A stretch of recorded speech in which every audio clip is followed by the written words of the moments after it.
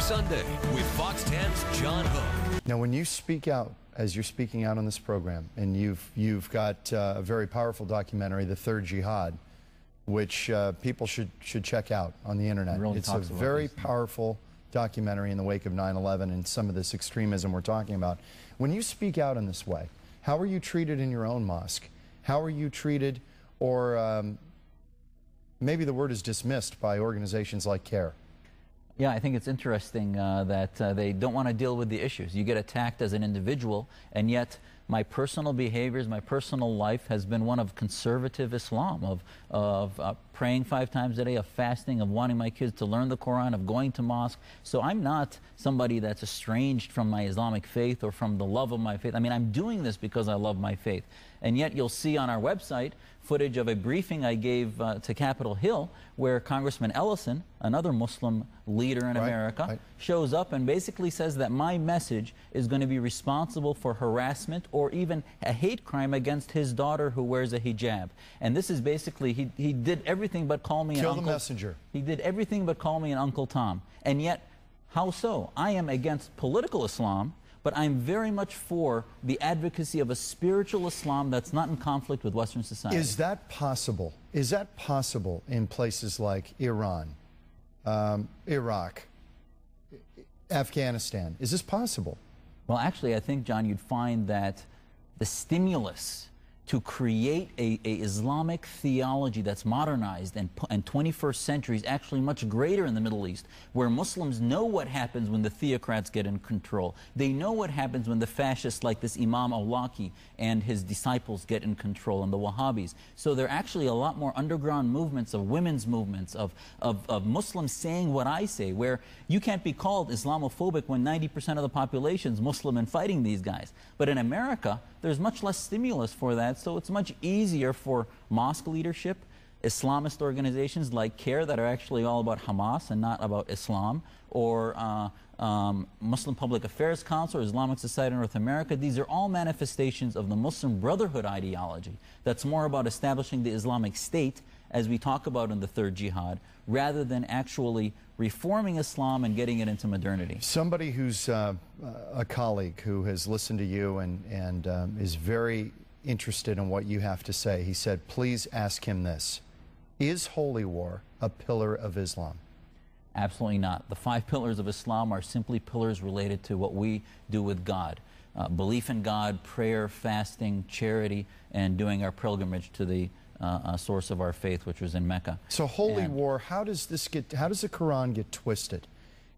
I know why he's asking me that is because there are those that say that jihad is the 6th pillar. That's the Wahhabi doctrine. That's the Islamist doctrine, which is the way to unify the troops and to unify the forward advocacy of a supremacist ideology, is to create a military group, is to say that there's a foreign enemy and you unite the Muslim community or the Ummah as a war machine, as a military unit, and you thus transfer the concept of jihad into a militant environment. And that's what Hamas, Hezbollah, and all these, the Muslim Brotherhood did it for quite a while. The goal being?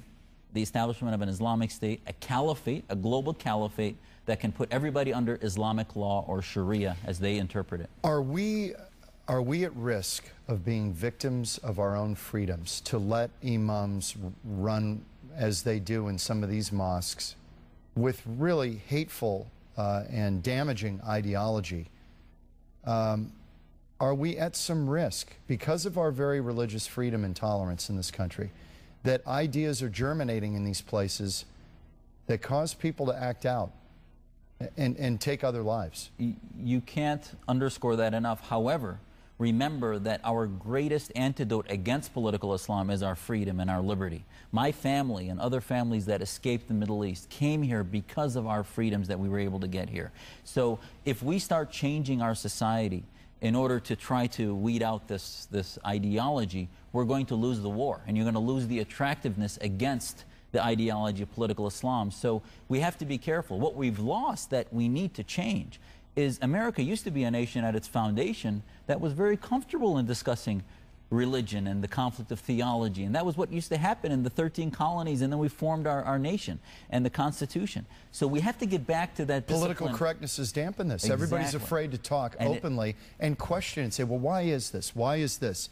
Because you're going to be painted as a racist, or you're going to be painted as whatever it might be. And we've lost the skill that, you know what, you can do both. You can lift up religion and say that I respect your personal faith and your practice with God, but I do not have respect for your political ideology that seems to be inconsistent with an American Constitution that you have sworn to uphold as a citizen. When we come back with Dr. Zuhdi Jasser, who is, again, the head of the Islamic Forum for Democracy, what would possess an Iraqi father to run down his 20-year-old daughter? The family is saying because he feared she had become too westernized. What's that all about? And can Dr. Jasser give us some insight? Back in a minute on Newsmaker Sunday.